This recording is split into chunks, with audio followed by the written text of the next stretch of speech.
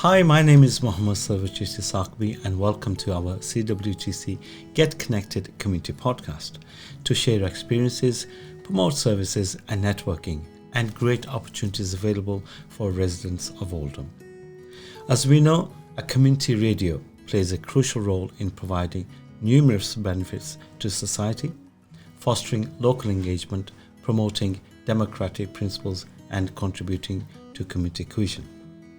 Today, we're diving into not only finding out what our Oldham Community Radio provides, but an opportunity to recruit reporters for the radio station.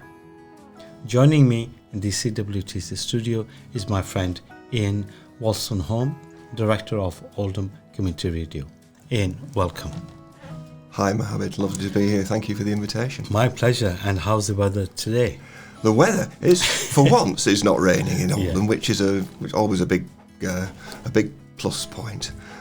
So yes, it was a nice, easy stroll from Tommyfield Market, where we're based. Lovely. Down here. Anyway, welcome to the studio. Tell the viewers about your career and what you've been doing. Like many people in the community, I've always kept radio in its broadest sense, very much as a hobby, freelance hobby. Uh-huh. It's provided a little bit of income over the years, but I'm not going to get rich from that. So I've had a couple of proper jobs, as you might say. Right. I worked in retail for an awful long time. Okay. And then went into the world of veterinary practice. Right.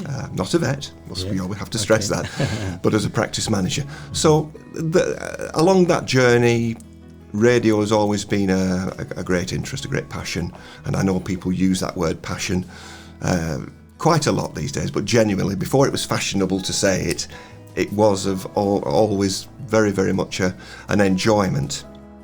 So hospital radio was really where I guess I started, way back in 1980. Wow. And on that point, it would be remiss of me right from the outset, as we're having this little conversation today, not to mention somebody who has had a tremendous influence on my life, career, but on that of hundreds, if not thousands of people across Oldham. Mm-hmm. Our station manager at Oldham Community Radio, David McGill, who we sadly lost on Monday this week. Very sad. Our condolences to the family. Thank you. Dave was quite simply the founding father of pretty much every radio set up in Oldham. Wow. Over many, many, many years. Yes. And certainly insofar as Oldham Community Radio is concerned, 16 years ago finally fulfilled his dream to create what has become a great service for the people in the area. And it is. And yet at the same time a strange beast, because when people hear the word community radio, 9 times out of 10, they hear the word radio first and assume, wrongly, that we are DJs. I don't like the word DJs, but it does creep in. Sure. Either that or we are paid professionals in the same way that the popular Radio 2 broadcasters enjoy huge salaries. We don't. We have 30 volunteers at the station. Excellent. And really, it was Dave's role and in his tenure, custodianship of Oldham Community Radio, that he would guide those people, increase those people, develop those people, and that was something he was incredibly good at. Well, he's left a great legacy, and you have a wonderful team. I've been there a number of times, and hope his work carries on with people like yourself, and you have a great team. We do. And you do. In terms of the other working partnerships, it's been demonstrated. You've promoted us and when we require, and vice versa. You've collectively made lots of connections between our events. So may this long continues, and thank you very much. Oh, it will, unquestionably. Thank you very much. Yeah. And I know that you're looking for a new reporters now. But besides getting onto the new reporters at the moment, tell us what you actually provide on the radio station for the community. Okay, so as we said, the station was established 16 years ago now. Very much the third tier, as we call it, of radio in the UK. So if you kind of think of a sort of a top-down basis, you've got the BBC at the top. Obviously, we pay that one way or another as licence fee payers. You've got commercial radio, so the traditional sort of advertising-driven, pay the shareholders dividends. And then the third model of radio in the UK is what we do, community radio, student university radio, hospital radio, which is not for profit. So it's very much a self-funded model, and for that you've got to be quite inventive. So on the basis of how Oldham Community Radio, when it started, could be different in its programming, from day one it was decided, and we haven't really deviated from this to the present, that we would have very few programmes, but with substance and meaning. Give you an example. If you take a typical day, Monday to Friday, our morning programme between 10 and 12 noon is called Oldham Today. So that's pretty much, as it says, what it is. Look at the present. Look at the town. look at the day, and put it all together. Very good. So we don't have an agenda. We don't have a script. We don't have anything like that. It's very much an opportunity for people to use that couple of hours as a platform for whatever they want to convey. So it might be, for example, somebody will send us an email about an event they're holding, a jumble sale, or a church event, or a community theatre group, or anything really like that. Somebody's got a new book that they want to advertise. The important thing, Mohammed, is that a programme like that is very much, and I've thought about this long and hard, and I've kind of likened it to social media without the need to scroll through endlessly numbers of posts on your phone. So it's very, very much for people who may be either not frightened but reluctant to either trust Facebook or TikTok or Instagram or whatever, but yet who will find familiarity and comfort in switching on a radio and listening to somebody give them information, or hear an interview with somebody, or somebody telling them about whatever they've been up to in the community. And crucially, that listener will believe that person. It takes away the fake news, and again, that phrase which has come real along stories, is real stories from real people.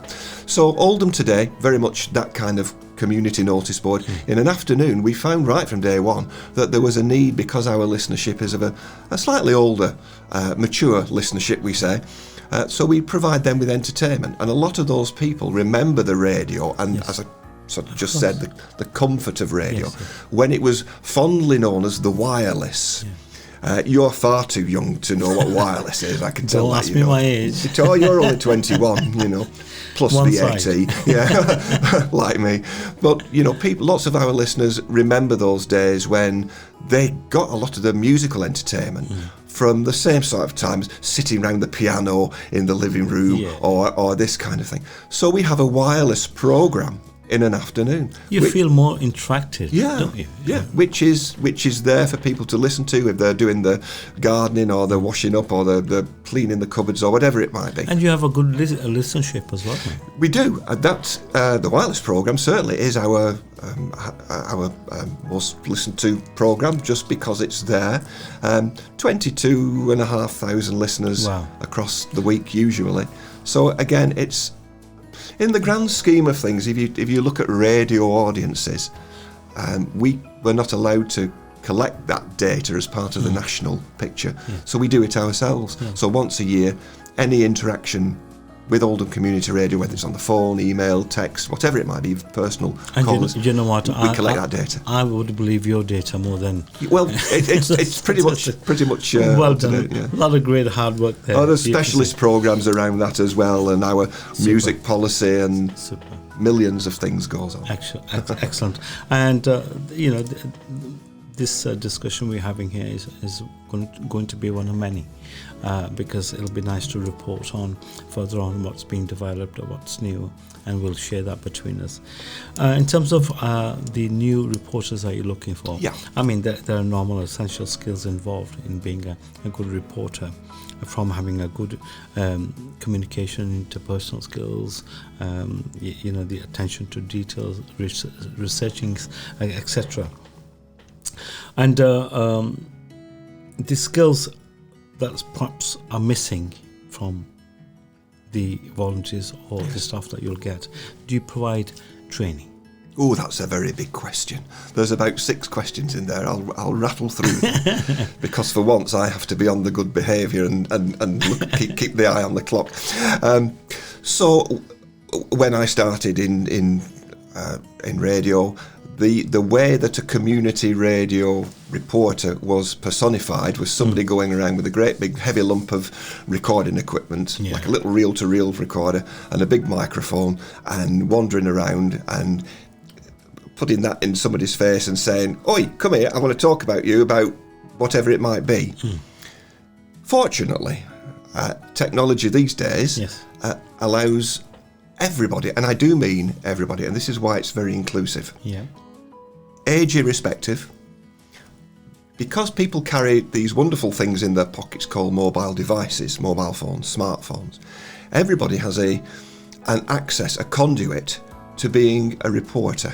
Let me explain in very simple terms. If you take your phone out of your pocket, by default, there's some sort of audio recorder in there. Yes. It depends. If you've got, for example, an iPhone, it's a little voice memo thing. And it's designed for people to record reminders for themselves, really, first and foremost. So if you take that and then you just think, hang on, we could use that in a different way. And so you use the built-in software. There's no expense having to download apps or other things like that. Press that red button, because it's often a red button on these things, and that sets the thing recording. So you and I could have a conversation now. You've got these wonderful smart microphones and all these cameras and lights and action. But we could just have a very simple conversation, which we could record on my phone or on your phone now. And we can then get that sent across to the studio seamlessly from the device. And it can be on air in a matter of minutes. Brilliant. Now, that's really the brief, if you like, of what community radio is. The technology always precluded us from doing that. Now it doesn't. We can do that. So if somebody thinks to themselves, do you know what, I like talking to people, I like meeting people, I'm out and about in my little area. So for example, if we've got somebody in Westwood, if we've got somebody in Leeds, if we've got somebody in Coppice, if we've got somebody in wherever, I can't be in all those places at one time. That's impossible. And there are events, activities, stories, everybody's got a story, going on in all those and other communities right across Oldham, even as we speak, that we, as a community radio station, are missing. It's about being creative, isn't it? Yeah. The technology, social media is here to stay. Yeah. And it will expand. Exactly. But how do you utilize it to your benefit and for the benefit of the community? Get that message out there. That's exactly right. The becoming a reporter, especially, besides using the different technical equipment. Yes. And the arrow bridge between the community and the station. And to know about the different events, different members of the community, different communities, etc. And the diversity that we live in. In terms of their understanding, do you engage in some sessions, workshop sessions to provide that training, that knowledge? How do you go about that? Let you into a secret. Okay. Last week, I like secrets. Last week, I pulled my phone out of the pocket and thought, okay, this is it. This is going to be the gateway, the key to people becoming part of what we do at Oldham Community Radio. Right. We've got it. We've cracked it. Right. I'm an idiot. Let's pretend I am, and it doesn't take much imagination to know that to be true. You're a wonderful guy. So how would I do it? How would I want to know what to do If, for example, the Prime Minister or the Mayor of Oldham or some celebrity, I don't know, David Beckham, let's pluck a name out of the air, was walking down my street, how would I be able to chat to him, assuming I could get past the security and things like that? So you get the phone out. So I did a little sheet, a little handwritten sheet. So do this, press that, do that, do that, do that. And I've nailed it down to what you might call a training session of about 5 minutes. Okay. It's that easy. It really is. Now, sure, if you want to become more absorbed and involved in community radio, then you and I know that there's a whole lot to it more than that. There's the studio training. But again, we have training courses at Oldham Community Radio for people who want to go that extra mile if that's something they want to do. But today is really all about grassroots, people to be involved at a very, very simplistic level, but yet who can make a massive, and I do mean serious massive difference. If we, and not if we, I think there's an opportunity, and we've always expressed that, the work between us, for example, that we can work together to do workshops on journalism, becoming a community reporter, technical skills, recordings, etc. Some of the equipment we can share with you, and also cultural understanding. Yes. I think there's a massive opportunity at your radio station. And collectively, I think we can produce the clients that you could utilize, and they can also improve their skills and well-being. And if they want to, take it more seriously, we can be in touch with training providers, Oldham College, etc., to say, we have people here who would like to take on some of the courses you have. Media has become massive in terms of students, and again, I'm a dinosaur. When I was sort of going through the education process, if I'd have said to my parents I want to get involved in radio or television or media, it wouldn't have been an option. The barriers would have been there to say, oh, it's too precarious, go and get a proper job, young man. And ostensibly that's what I did.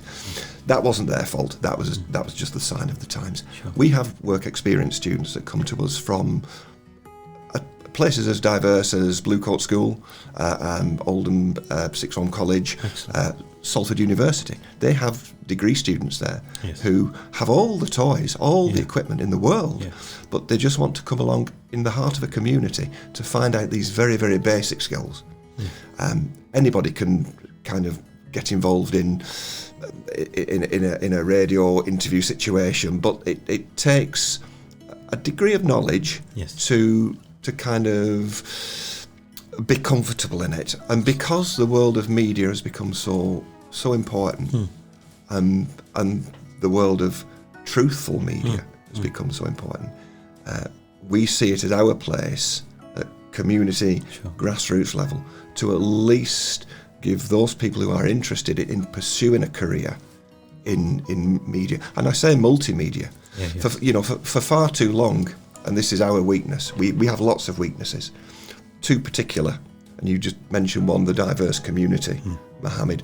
We, and I've accused Oldham Community Radio, and it's not our fault. It's probably ignorance on our part. So there is an element of culpability. But we perhaps not really fully recognised the enormous amount of different communities within the metropolitan borough. We've certainly not reflected those communities. We've tried to, but we've not done it successfully. Well, I think we realise that now. Yeah, we all have weaknesses, you know what I mean. But this is one of the ways we are working together with different organisations like yourselves to support that inclusion, I suppose. Not that you don't want it, you want it, but it's the way how you get it and how we can bridge that gap. And that's why we're grateful for the Community Fund who are supporting our programme to allow us to build that. between the organisation, and I'm sure we're always improving things, aren't we? So where there's a will, there's a way, isn't there, as I say. You know, in terms of ethical reporting, because you're recruiting people now, what does it mean to you? What do you expect from the people that you're recruiting? Ethical reporting, I like that. I'm going to steal that. Okay. And it's a very valid point, because again, people perception, sometimes right, sometimes wrong. When they see the news nationally, they can see a lot of controversial storytelling. We've seen that in the press and media of late, of course. Ethical reporting from our standpoint should be what we've always been used to in Oldham Community Radio. And I say that mindfully because we are regulated in exactly the same way as the big boys. So Sky TV, if they have one of their news reporters who, shall we say, makes a mess of something or says something inappropriate which can't be edited if it's live, for example, somebody somewhere will report them to Ofcom, the regulator, and they'll probably investigate, and there'll be a fine, and Sky or whoever will pay that and move on. Sadly, in community radio land, we don't have that luxury of daring to have anything go wrong, because we would be levied the same penalty just as much as any big broadcaster. The lines sometimes between those three tiers I mentioned earlier are very blurry insofar as the sanctions that are in place if you do something wrong. So we are constantly mindful. My granny used to say, mind your P's and Q's, you know. In other words, be very careful of what you do, what you say, and how you say it, and how it can be open to different interpretations. I think so ethical reporting, yes. to answer your question specifically, is something we should be good at. If we take the word ethical and just extrapolate it a little bit more, to try to be more reflective of those communities which we are not reflecting at the moment. And this is where collaboration with the CWTC and other partners is going to be essential if Oldham Community Radio is to move forward into this multimedia approach that we are very keen to become involved with.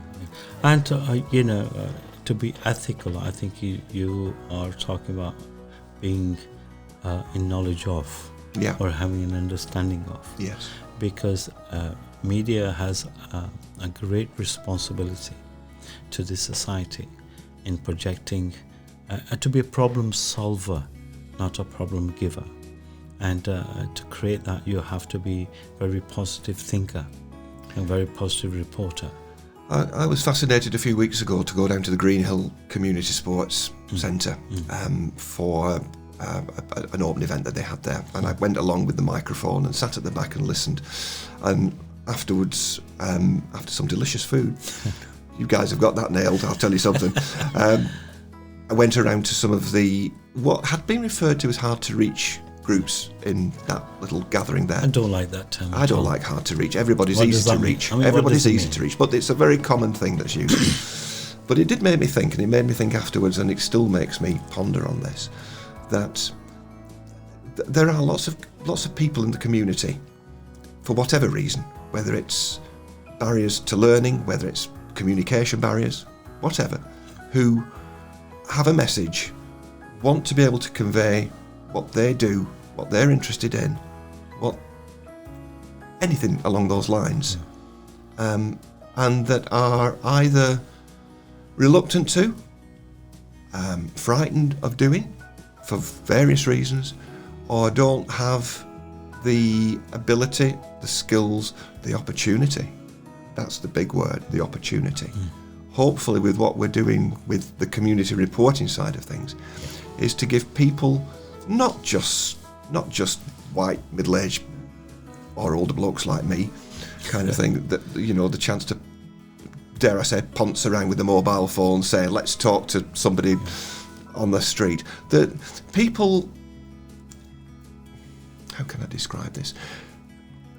people of all ages, and this has been proven time and time again, from young... Let me give you a very quick story.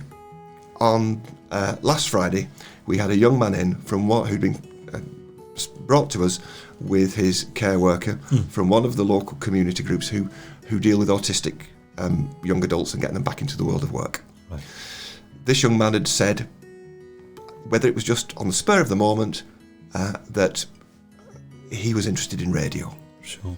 So this young man called Josh came in with his colleagues, and we did. I'll be honest, Mohammed, and I hold my hand up here. Sure.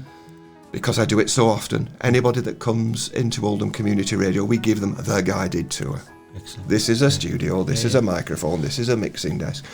Because people, generally speaking, once they come into that environment, are not in awe of it, but they're a little bit, this is out of my comfort zone. Josh, the young man in question, came in and we put him in our little production studio, and he sat in the chair, and without any prompting from me, started to put his hand on the controls. Now, this is a big mixing desk that anybody without any training wouldn't have the first clue how to operate it. He did that, and he'd no knowledge. He did this, and the fact that when he put the microphone up, which was the switch he had to do, the meter started bouncing up and down, and he was talking, and he just came along with this I don't think it was pre-prepared, weather forecast. It was a 20-second weather forecast on the day in Oldham. Brilliant. You started this conversation with, what's the weather like today? Yeah. He did this, and we recorded it, and I played it back. His face lit up. Wow. Now, I'm getting a lump in the throat here, because that's what community radio is.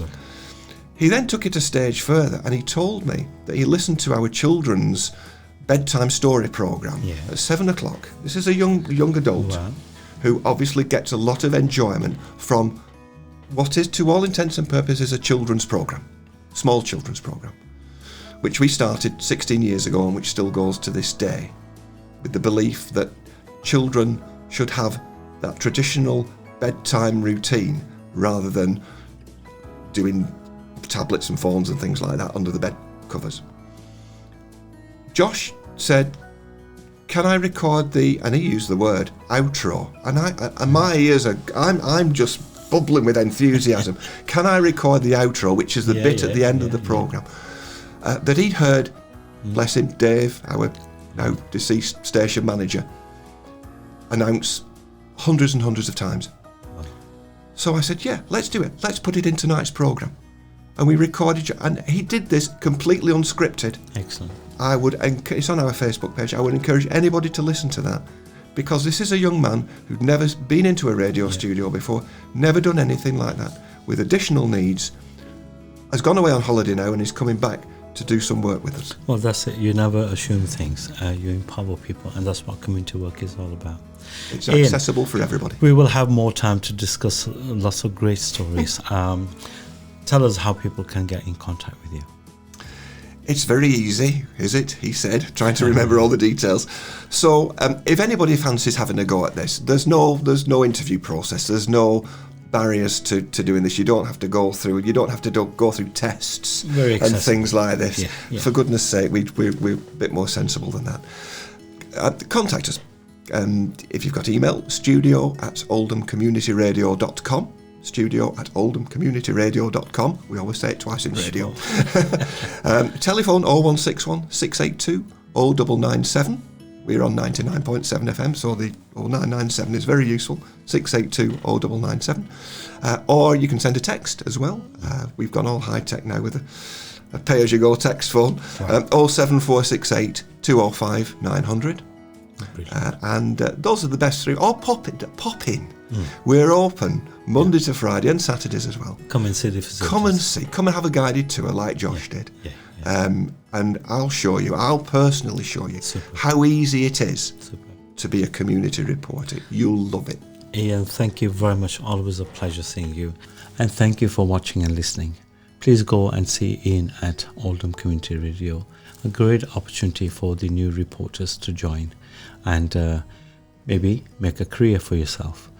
And also, please come to CWTC with the great free services on offer, supported by a community fund. And we hope to see you soon. God bless. Take care.